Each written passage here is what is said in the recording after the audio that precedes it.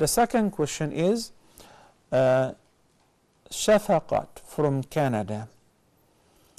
The questioner says there are many mosques here which hold 2 Friday prayers because of space issues. Is this permissible? I can tell you actually not only 2 Friday prayers, but 3 and sometimes 4. I come from Texas, and we have seen things like that, where the Islamic Center can encompass 2,000 and 3,000 at a time, but mashallah the community is outnumbering the masjid, and of course parking lot isn't enough for that big number, nor the masjid capacity can encompass more than that at a time. So they resort to holding more than one Friday sermon with different khatibs, with different imams, and so on. In fact, this is something which is unprecedented in the history of Islam. It is something brand new, something that the fuqaha did not deal with it before. Why? Because from the time of the Prophet ﷺ, there was something called Masajid al-Salawat al-Khams and Masjid al-Jama'ah.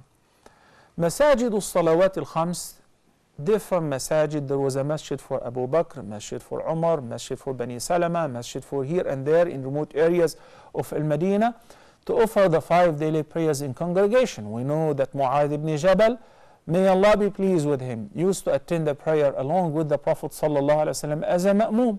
And then when he finishes, he would go to his neighborhood in order to lead them in the prayer, for Isha prayer.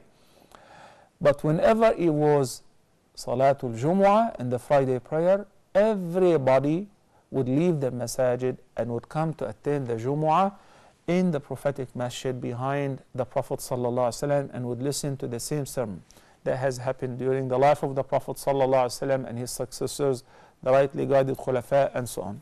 And that's why the scholars were of the view that Al-Jumu'ah has to be held in Al-Masjid Al-Jami', which summons the whole Ummah on Friday for several reasons. One of them is to keep the unity amongst the entire Ummah. The different masajid do not represent different sects or jama'at.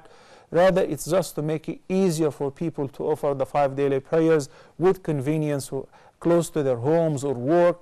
And it wasn't that easy to reach Al-Masjid Al-Nabawi, especially if some have lived in remote areas.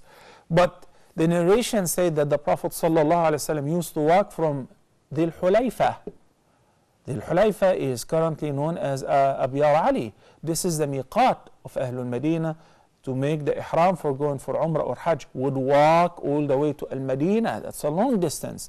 Anas ibn Malik would walk for 6 miles and 7 miles to attend the Friday prayer in the same masjid. They did not consider a Friday prayer held in any other masjid as valid. But due to the fact that the expansion, and it has become extremely difficult for people to come from all over and fit in one masjid, it has been made lawful to hold the Jumu'ah in different masajid as long as Al-Masjid Al-Jami' is full or it's not accessible to reach Al-Masjid Al-Jami'.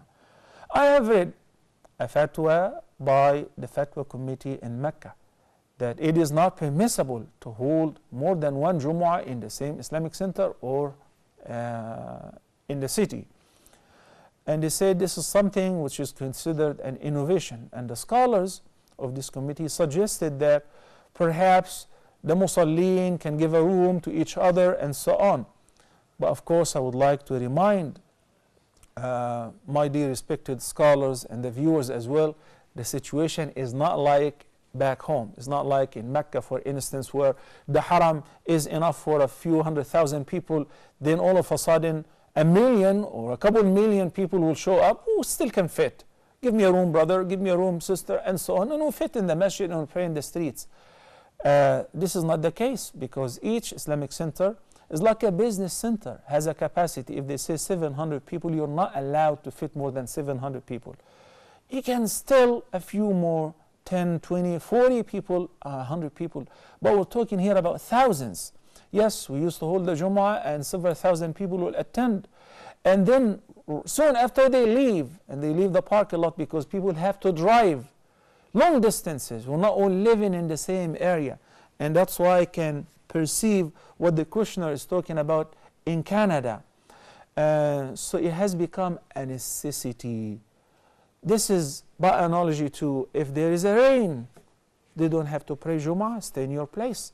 By analogy to that in the early time, there was only one Jumu'ah in one masjid, al-Masjid al-Jami'. Due to the expansion of the Ummah and outgrowing the community, then it has been made permissible to hold it in different masajid. So there are some of our scholars who said it will be permissible in this condition since it is impossible. Yet, keep in mind, a person who have an access to go earlier to attend the first Jama'ah should do so. And if there is a possibility to build more than one Islamic center, it will be a priority.